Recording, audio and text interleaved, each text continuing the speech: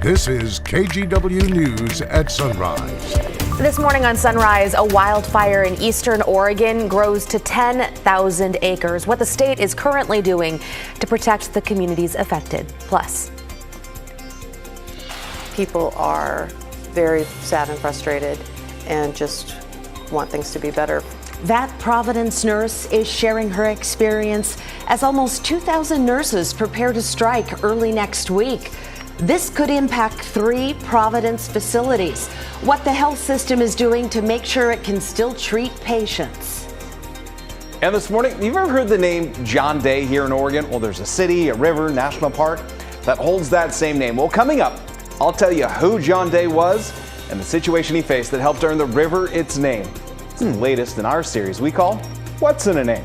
Love that series. That again is coming up here at 5:15. Can I ask the gang here, are you familiar at all with the history of the man, John Day? Not much. not too much. Not the river, not the town, the man, man. John Day. I know nothing, so I am looking forward to that report from Devin Mr. Cassidy. Day to you. Fair.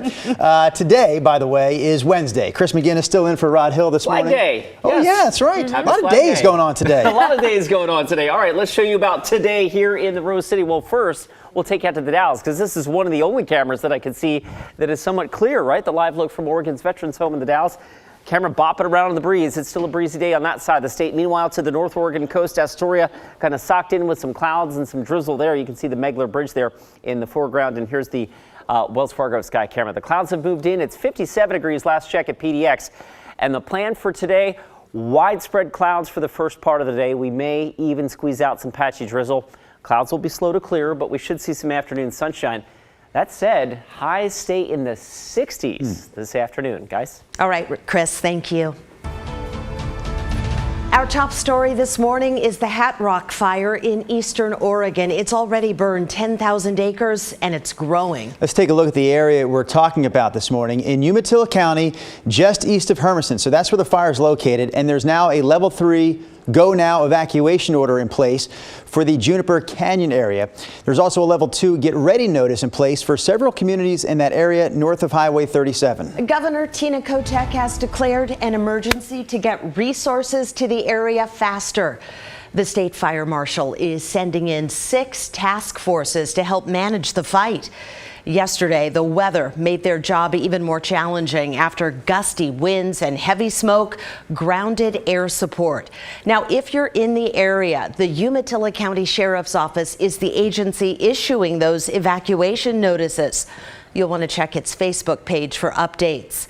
Umatilla County Fire District 1 is also posting information. More details on how to stay in the loop is on your screen right now. Of course, we'll also share all the latest on the Hat Rock fire, both on TV and online at KGW.com.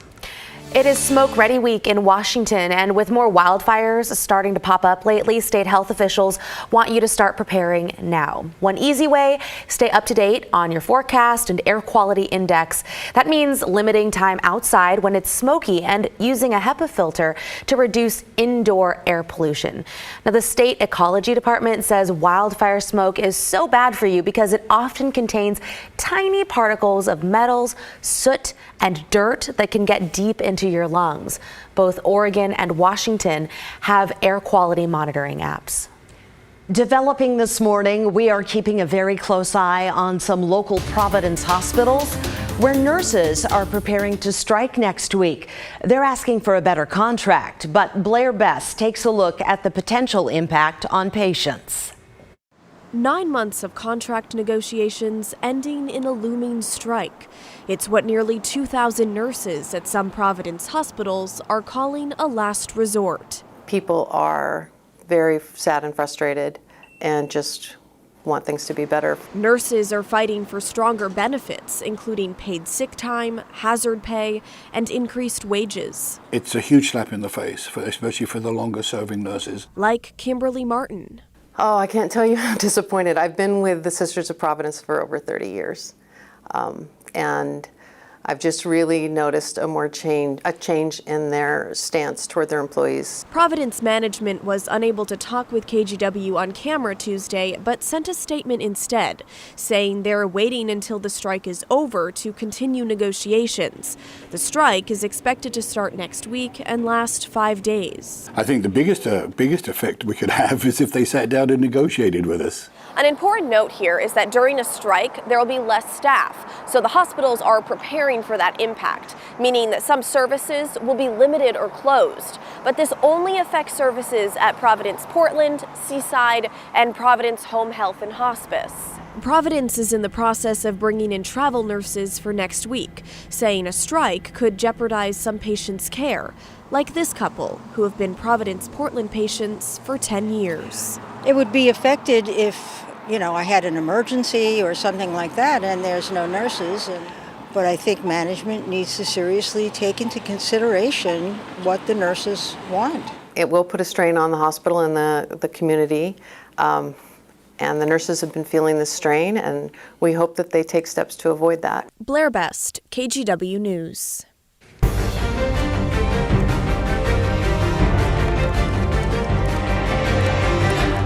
Former President Donald Trump's legal team will begin examining evidence collected by the federal government in his classified documents case. Yesterday, the former president pleaded not guilty to all 37 felony charges against him. NBC's Bree Jackson brings us the latest on this story from Washington, D.C. Former President Trump addressed supporters after entering a not guilty plea in federal court. This day will go down in infamy. Prosecutors allege that Trump mishandled and schemed to hold on to classified documents. He faces 37 felony counts. Charging a former president of the United States under the Espionage Act of 1917. The historic arraignment drew crowds of opponents and supporters. Freedom for Trump! Freedom for Trump! Hello, everybody. During a quick stop at a Cuban restaurant, some sang happy birthday to the former president, who turned 77 today. Others sang his praises outside the federal courthouse. He could run from his jail cell. If he does, he still will win. On the campaign trail, his former running mate turned 2024 challenger Mike Pence is among those raising concerns. I can't defend what's alleged. These are serious allegations. Senate Minority Leader Mitch McConnell avoided questions about Trump's indictment and says he wants to stay out of the 2024 race. I'm not going to start commenting on the various candidates we have running for president.